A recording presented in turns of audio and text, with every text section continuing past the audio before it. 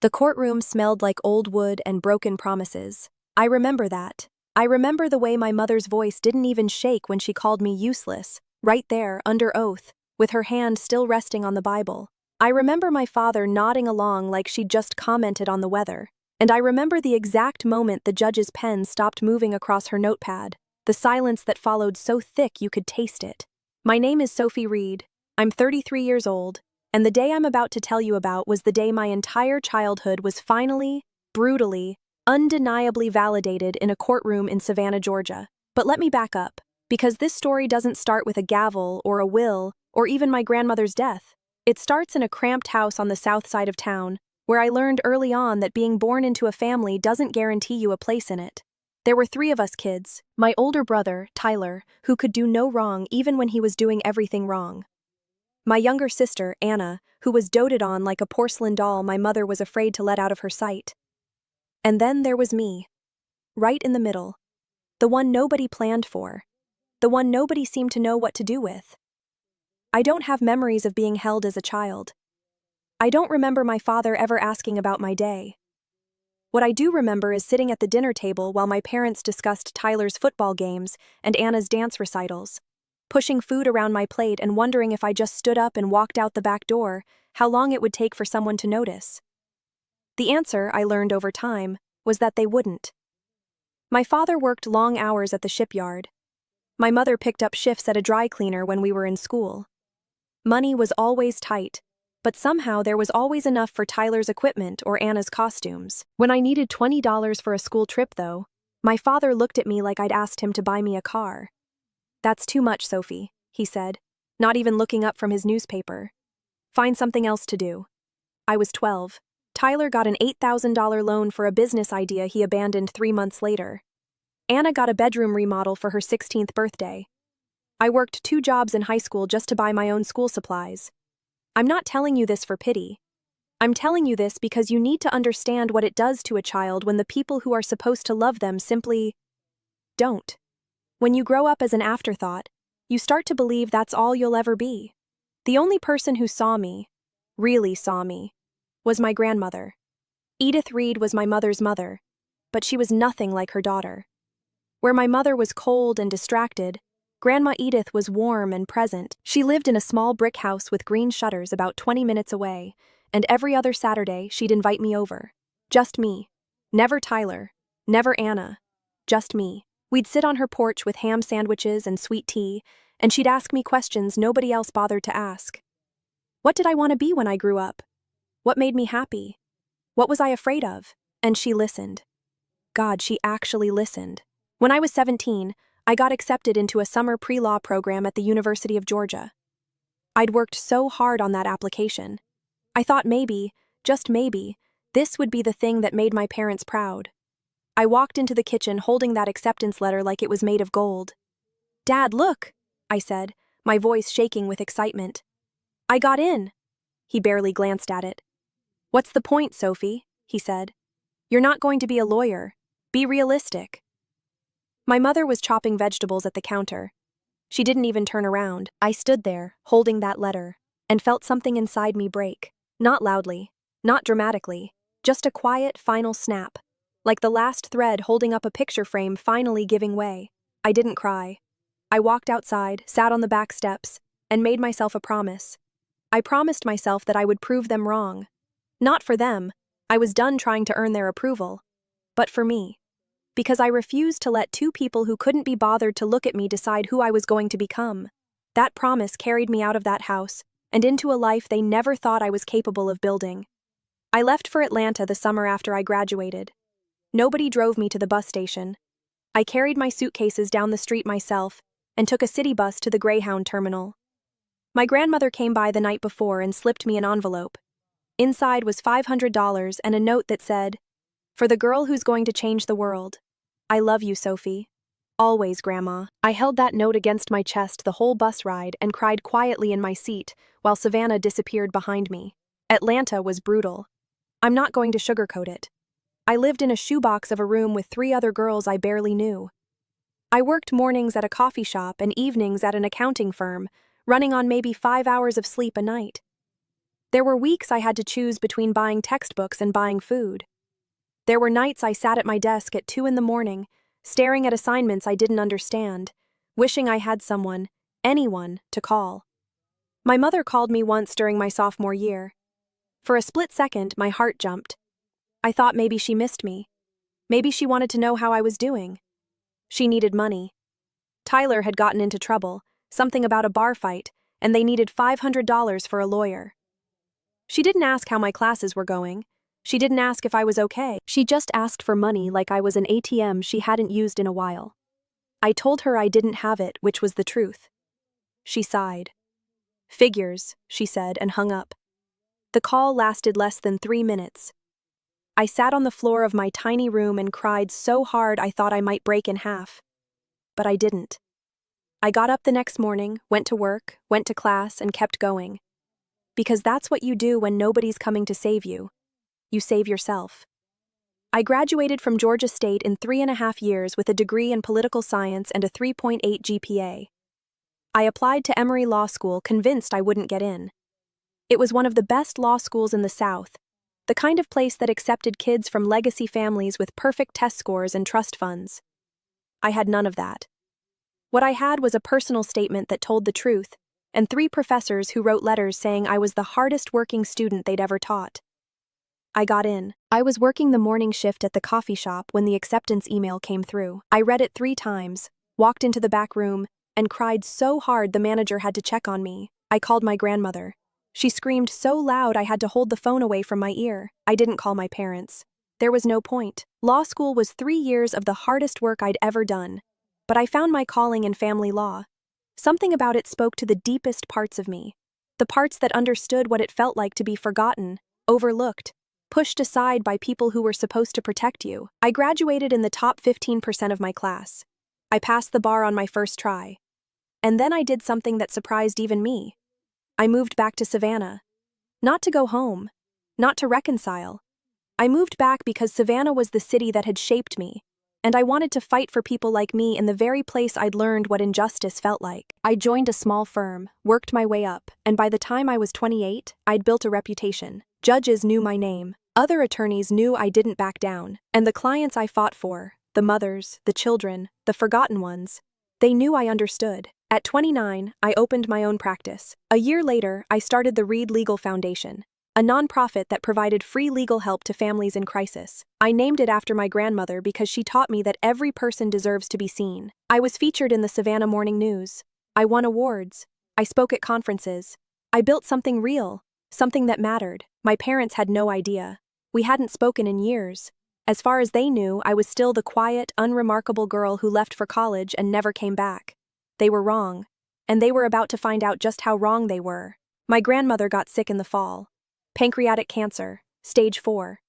The doctor said there wasn't much they could do. I moved in with her 2 weeks after the diagnosis. I took care of her, cooked her meals, managed her medications, sat with her every single night. My mother visited once and stayed less than an hour. Tyler never came. Anna stopped by once with her daughter, spent 20 minutes on her phone, and left. I was there, every single day, holding her hand, reading to her, telling her about the cases I'd won, the families I'd helped. She smiled every time, even at the end. 2 months before she passed, she asked me to call her attorney. She wanted to update her will. I wasn't in the room when she made her decision. She asked me to step out, and I did. When the attorney came downstairs, he looked at me kindly and said, "Your grandmother loves you very much, Sophie." I didn't ask what was in the will. I didn't care. I wasn't taking care of her because I wanted her money. I was taking care of her because she was the only person who had ever taken care of me. She passed away on a quiet morning in March. I was holding her hand. She squeezed my fingers one last time, and then she was gone. I called my mother to tell her. There was a pause. Then she said, "Well, I guess we need to figure out the house situation. Not, 'I'm sorry.' Not, 'Are you okay?' Just logistics." I hung up and cried for hours. The will was read a few weeks later. My grandmother had left me everything. The house, the savings account, over $200,000, the antique furniture, every last piece of it. My parents got nothing. The will included a statement. "I leave everything to my granddaughter, Sophie Reed, because she's the one who showed up. She's the one who cared. My daughter and the rest of my family had every opportunity to be present, and they chose not to be." I make this decision out of love for the one person who earned it." My mother stood up before the attorney even finished reading. Her face was red, her hands shaking. "This is ridiculous," she said. "Sophie manipulated her. She took advantage of a sick old woman." My father slammed his hand on the armrest. "That house has been in this family for decades." I said nothing. I just took the letter my grandmother left me and walked out. 3 weeks later, my parents filed a contest. They claimed I'd used undue influence, that I'd isolated her, that I'd coerced a dying woman. Every word was a lie. They hired an attorney from Atlanta, some guy named Garrison Pratt who clearly had no idea who he was dealing with. I hired a probate attorney named Thatcher Mills. He was calm, meticulous, and knew every judge in Chatham County. The hearing was set for October. The case was assigned to Judge Carolyn Whitmore. When Thatcher told me, I went quiet. "Something wrong?" he asked. "No," I said. "Just didn't expect the universe to be this poetic." Judge Whitmore was the same woman who'd presented me with the Bar Association's Community Service Award 2 years earlier. The 6 months leading up to the hearing were the hardest of my life. I kept working, kept showing up for my clients, but every time I read a court document calling me manipulative or deceitful, something cracked inside me. Not because it was true, but because it came from the two people whose love I'd spent half my life chasing, and the other half trying to forget I wanted. The night before the hearing, I sat on my grandmother's porch and read her letter one more time. "They'll fight you for this, Sophie," she'd written. "They'll say things about you that aren't true, but you already know who you are. Don't let them take that from you." I folded the letter, set my alarm, and went to bed. The next morning, I looked at myself in the mirror. The woman staring back wasn't the invisible girl from the South Side. She was Sophie Reed, attorney, advocate, founder, and she was ready. I drove to the courthouse, walked into Courtroom 2B, and sat down at the table on the left. My parents arrived with their attorney. They didn't look at me. Tyler and Anna sat in the gallery. Tyler looked exhausted. Anna was already on her phone. At 9 o'clock, the bailiff called us to order, and Judge Whitmore walked in. The fight for my grandmother's legacy, and my own, was about to begin. If you're still with me, drop a comment below. Part 2 is coming, and trust me, you don't want to miss what happens next. Judge Whitmore settled into her seat and adjusted her reading glasses. She had silver hair pulled back in a neat bun, and the kind of face that had seen everything twice and wasn't impressed by any of it. She opened the file in front of her and scanned it briefly before looking up. "This is the matter of the estate of Edith Marie Reed," she said, her voice carrying that particular authority that only comes from decades on the bench. Petitioners Harold and Constance Reed, represented by Mr. Garrison Pratt.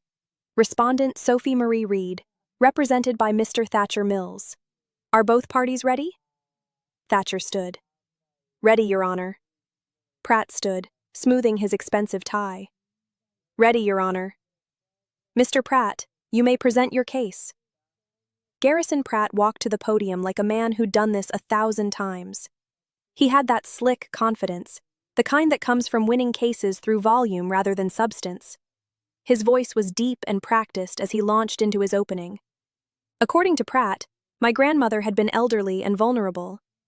I had swooped in during her final months, isolated her from her loving family, and used my legal expertise to manipulate her into changing her will. He painted me as an opportunistic daughter who'd abandoned her family, only to return when there was something to gain. It was a good story. It just wasn't true. He called my father first. Harold Reed took the stand in his too-tight suit jacket, his jaw set in that stubborn way I remembered from childhood. He was sworn in and sat down, gripping the armrests like he was preparing for turbulence. "Mr. Reed," Pratt began, "what was your relationship with the deceased, Edith Reed?" "She was my mother-in-law," my father said. "Knew her over 30 years. And would you describe your family as close to her?" "Yes," he nodded. "We visited regularly. Called her. She came to holidays." I sat at my table and felt my jaw tighten. The visits he was describing had been sporadic at best. The phone calls were rare. And the holidays where Grandma Edith was invited were the same ones where she sat in a corner, largely ignored while my parents fussed over Tyler and Anna. But he said it all under oath, with a straight face, like repetition could make it true. Pratt shifted gears. "And your daughter Sophie, what was her relationship with Mrs. Reed?" My father's expression hardened. "Sophie left home young, didn't keep in touch with the family. When my mother-in-law got sick, Sophie suddenly showed up, moved right in. After that, we weren't welcome anymore." "Would you say Sophie isolated Mrs. Reed from the rest of the family?" "Objection," Thatcher said calmly, rising slightly from his seat. Lack of foundation. Sustained, Judge Whitmore said without looking up from her notes. Move on, Mr. Pratt. But the seed was planted. The narrative was taking shape. The estranged daughter who'd cut herself off from her family, only to manipulate a dying woman for her inheritance. It would have been convincing if it weren't built entirely on lies. When my father stepped down, Pratt called my mother. Constance Reed took the stand wearing a navy dress and clutching a tissue in her hand like a prop. She'd perfected this version of herself over the years, the dignified woman, the suffering mother, the victim of circumstances beyond her control. She dabbed at her eyes even though there were no tears. Pratt walked her through the same script, how close they'd been to Grandma Edith, how devoted the family was, how I'd been distant, cold, absent. Mrs. Reed, Pratt said, his voice dropping into a sympathetic register. Can you describe what role Sophie played in your family? My mother took a breath, as if the question pained her. Sophie was never really part of the family the way the rest of us were, she said softly. She was always off doing her own thing, never there when we needed her, never contributing. She paused, and I knew what was coming. I could feel it in the air, the way you feel a storm before the first crack of thunder. She's just a useless daughter, Your Honor, my mother said, her voice steady and clear. She always has been. And now she's taken my mother from me, even in death. The words landed like stones in still water. Useless daughter. She said it plainly, calmly, like it was a diagnosis she'd made years ago and was simply reporting to the court. My father, sitting behind her at the table, nodded in agreement. Tyler, in the gallery, crossed his arms and leaned back like he'd just heard something obvious. Anna didn't even look up from her phone. I didn't flinch. I kept my hands folded on the table, my eyes forward, my breathing steady. I'd heard versions of this my entire life. Heard it in the silences at the dinner table. Heard it in the way my father looked past me like I wasn't there. Heard it in my mother's dismissive little laughs whenever I tried to tell her about something I'd accomplished. Hearing it out loud, under oath, in a courtroom full of strangers didn't shock me. It just confirmed what I'd always known. To them, I was nothing. I had always been nothing. But then, something shifted in the room. I saw it happen in real time. Judge Whitmore's pen, which had been moving steadily across her notepad, stopped. She looked up slowly, her gaze landing on my mother, who was still sitting in the witness chair looking pleased with herself. The judge's face didn't change, but something behind her eyes did.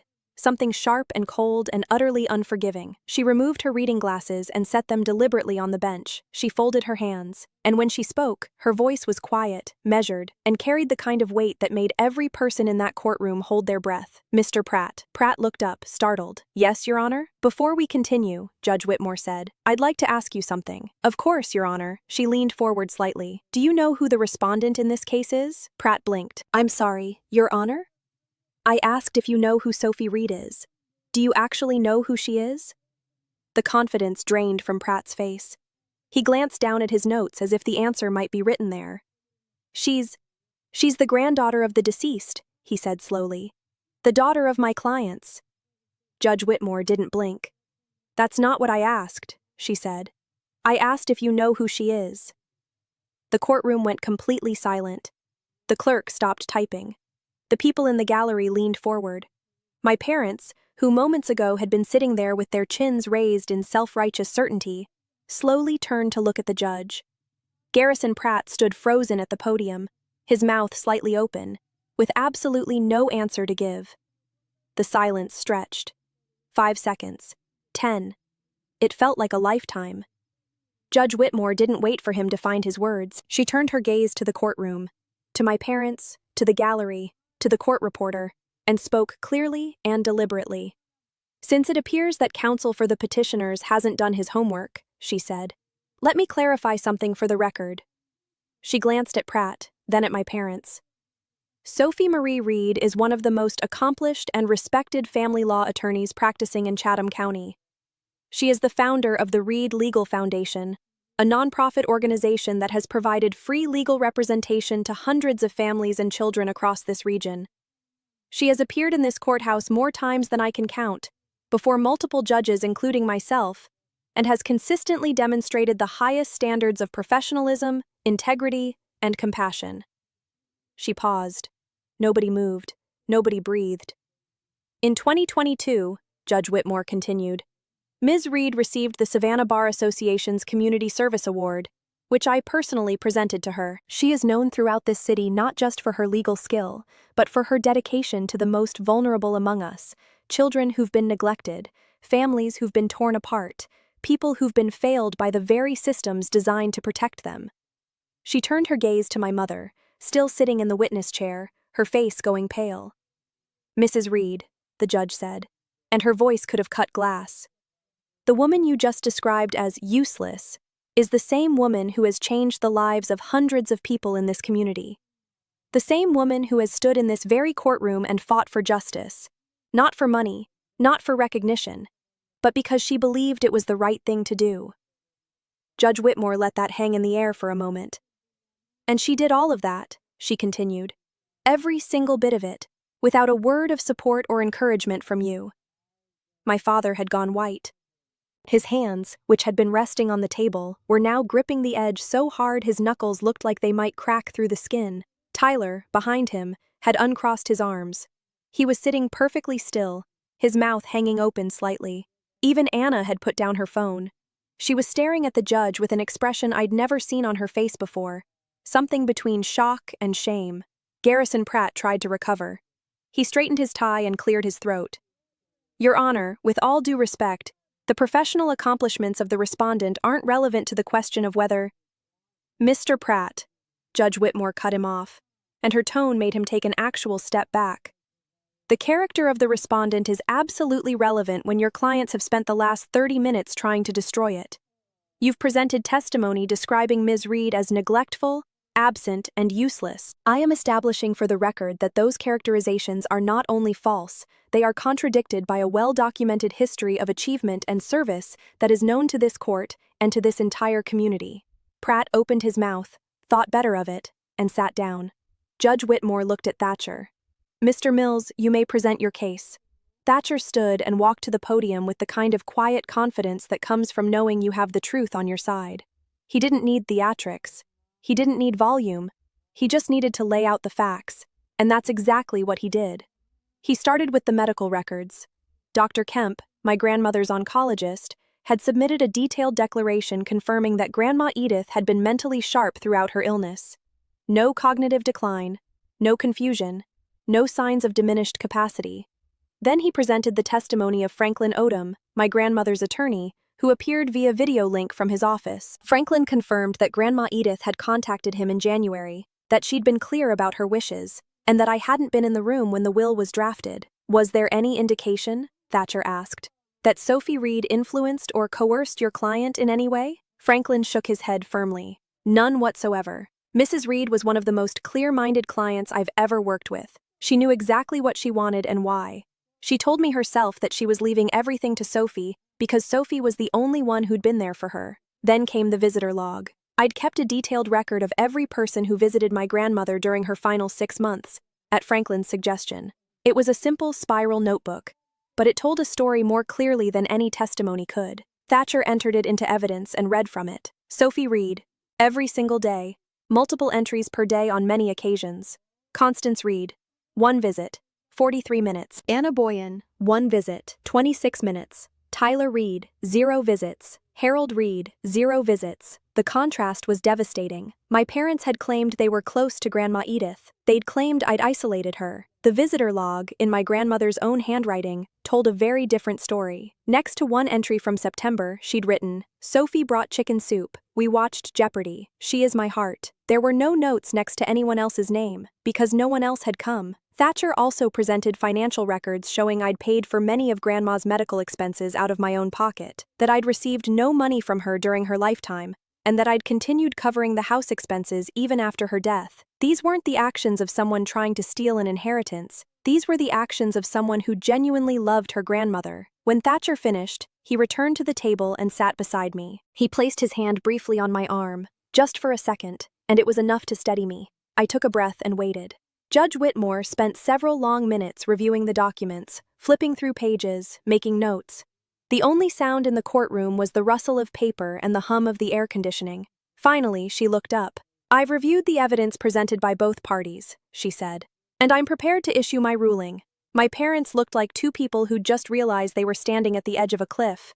The petitioners have alleged that the respondent exercised undue influence over the decedent and that the will should be invalidated, Judge Whitmore said. Having reviewed the medical evidence, the testimony of the drafting attorney, the visitor records, the financial records, and the testimony of the petitioners themselves, I find no credible evidence to support these claims. She paused. What I do find is this. Sophie Reed was the primary caretaker of Edith Reed during the final months of her life. She provided that care voluntarily, at significant personal and financial cost. The rest of the family, including the petitioners, failed to maintain any meaningful presence in Mrs. Reed's life during her illness, and the will was executed freely, without coercion, by a woman of sound mind who knew exactly what she was doing and why. Judge Whitmore picked up her gavel. The petition to contest the will is denied. The estate of Edith Marie Reed will be distributed according to the terms of the will, in its entirety, to Sophie Marie Reed. The gavel came down. The sound echoed through the courtroom like a bell. My mother made a strangled sound and pressed her tissue to her mouth. My father stared straight ahead, completely frozen. Garrison Pratt gathered his papers without looking at his clients, clearly already calculating his exit strategy from a case he never should have taken. And I sat there, perfectly still, my hands folded on the table. I didn't feel triumphant. I didn't feel vindicated. I felt sad. Sad that it had taken a courtroom and a judge to say out loud what my grandmother had been telling me my whole life. I wasn't useless. I had never been useless. And the people who'd spent 33 years telling me I was, had just been proven wrong, not by my words but by the record of my life. Still here? Drop a comment and let me know. Part 3 is coming, and it's where everything comes full circle. I walked out of that courtroom with Thatcher beside me, our footsteps echoing down the marble hallway of the Chatham County Courthouse. Neither of us spoke. The late October sun was pouring through the tall windows, casting long shadows across the floor, and I could hear the muffled sounds of other hearings, other lives being decided behind closed doors. When we pushed through the heavy front doors and stepped outside, I stopped at the top of the steps and just breathed. The air was warm and humid, that particular savanna warmth that wraps around you like a blanket you can't quite shake off. The live oaks lining the street were draped in Spanish moss that swayed gently in the breeze. Thatcher put a hand on my shoulder. "You okay?" he asked quietly. I nodded, not trusting my voice yet. "You did good in there, Sophie." I shook my head. "I didn't do anything. My grandmother did it all. I just showed up." He smiled at that. A sad, knowing smile. Sometimes showing up is everything. He told me he'd handle the remaining paperwork, that the estate would be transferred within a few weeks, and that I should try to rest. I thanked him, shook his hand, and watched him walk toward the parking garage. Then I stood there alone on those courthouse steps, letting the reality of what had just happened settle over me like dust after an explosion. I'd won. The will was upheld. My grandmother's final wishes would be honored. But I didn't feel like I'd won anything. I felt hollow, exhausted, like I'd just survived something I never should have had to endure in the first place. I drove to the house on Abercorn Street, my house now, legally and officially, and parked in the driveway. I walked up the front steps, past the ceramic pot of gardenias my grandmother had kept on the porch for as long as I could remember, and sat down in her old rocking chair. The neighborhood was quiet. Somewhere down the block, a dog was barking. The leaves of the live oak in the front yard rustled softly. I sat there rocking gently, listening to the sounds of the city where I'd been born, where I'd been broken, and where, somehow, I'd been rebuilt. I don't know how long I sat there, long enough for the sun to start sinking lower in the sky, painting everything in shades of gold and amber. That evening, Cordelia showed up with a bottle of sparkling cider and 2 glasses. She didn't ask about the hearing right away. She just sat down across from me at the kitchen table, poured 2 glasses, and raised hers. "To Edith," she said simply. "To Grandma," I echoed. We drank, and then we talked. Not about the courtroom or my parents or any of it. We talked about the foundation, about the new mentorship program we were building for kids aging out of foster care, about a case we were taking on the following week. Cordelia knew me well enough to understand that I didn't need to relive what had happened. I needed to move forward. I'd spent my entire life being dragged backward by the weight of my family's expectations and dismissals. I was done with that. It was time to let go. In the weeks that followed, I learned through Cordelia, who heard things through the Savannah grapevine the way she always did. What happened on the other side of the case? Garrison Pratt submitted his final bill and closed the file. The legal fees came to just over $18,000. Money my parents didn't have. Money that pushed them even deeper into the financial hole they were already in. Tyler, predictably, distanced himself from the whole thing.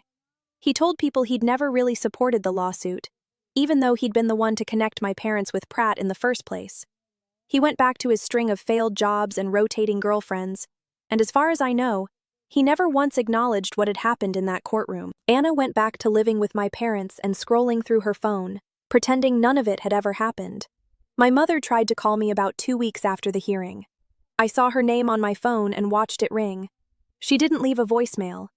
I don't know what she would have said, and I realized something important in that moment. I didn't need to know.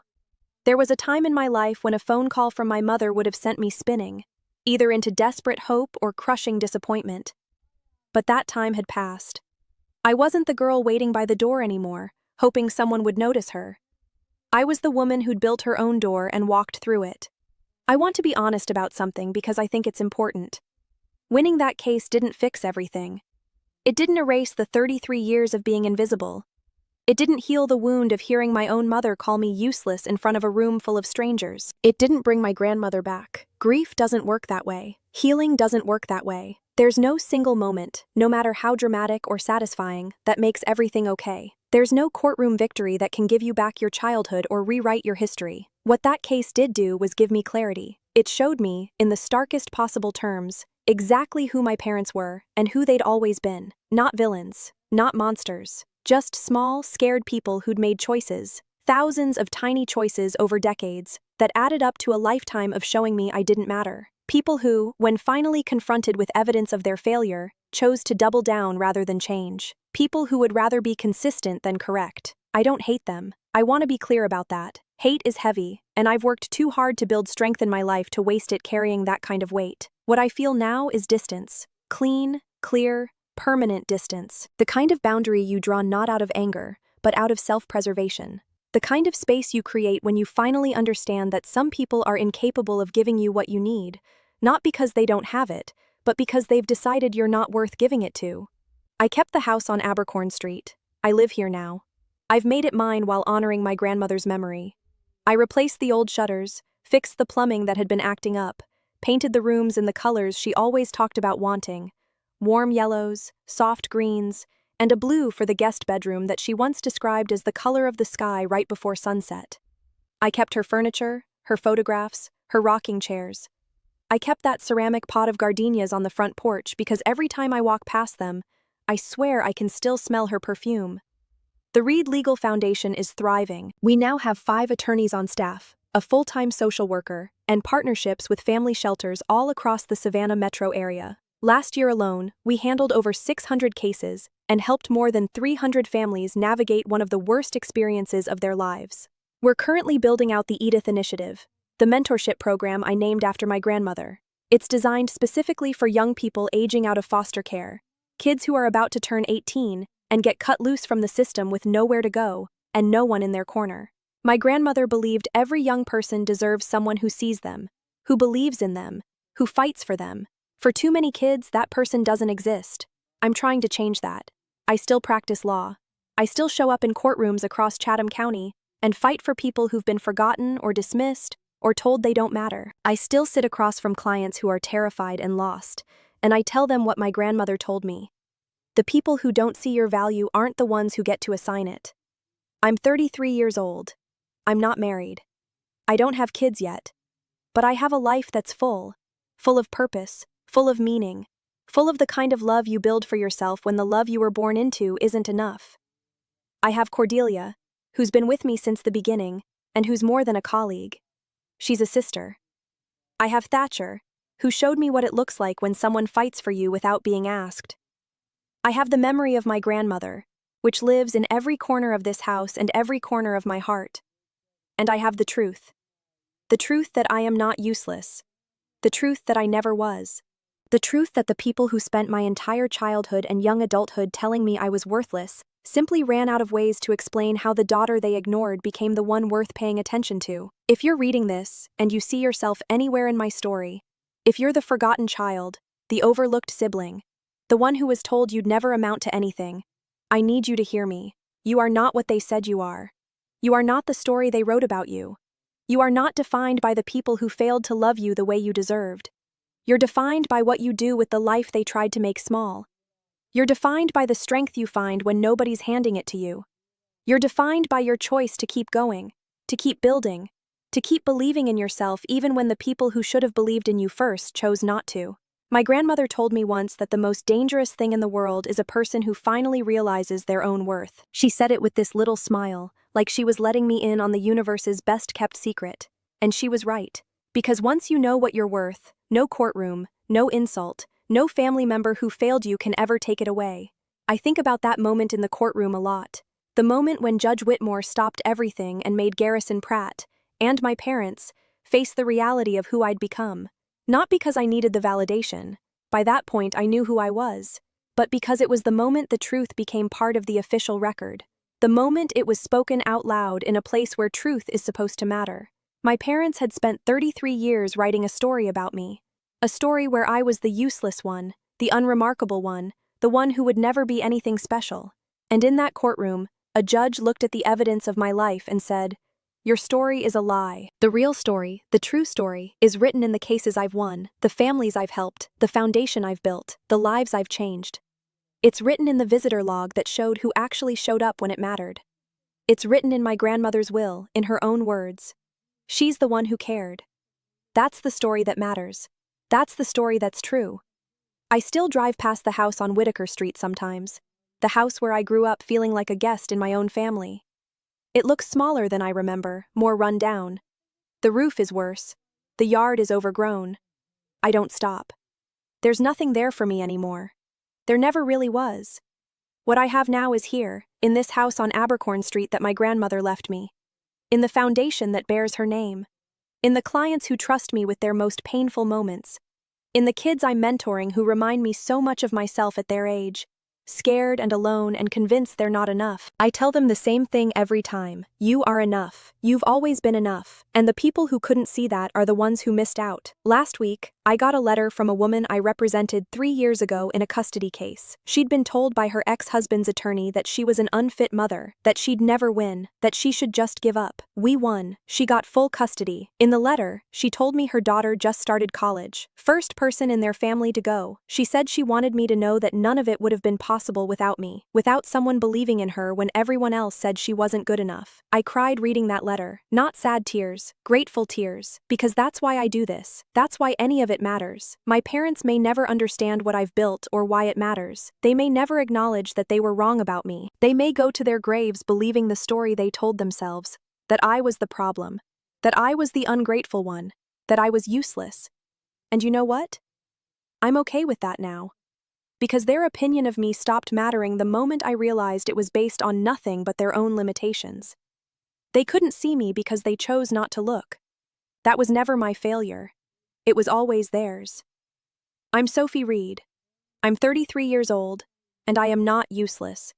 I never was. And if a judge in Savannah, Georgia had to say it out loud in a courtroom to make it part of the permanent record, then so be it. At least now it's written down somewhere. At least now it's true in the eyes of the law. But the most important place it's true? It's true in my own heart. And that's the only place it ever really needed to be. Thank you for staying with me through all 3 parts of this story. If it resonated with you, if you've lived through something similar, or if you know someone who needs to hear this, please drop a comment below. Your story matters too. And sometimes, just knowing we're not alone in this makes all the difference.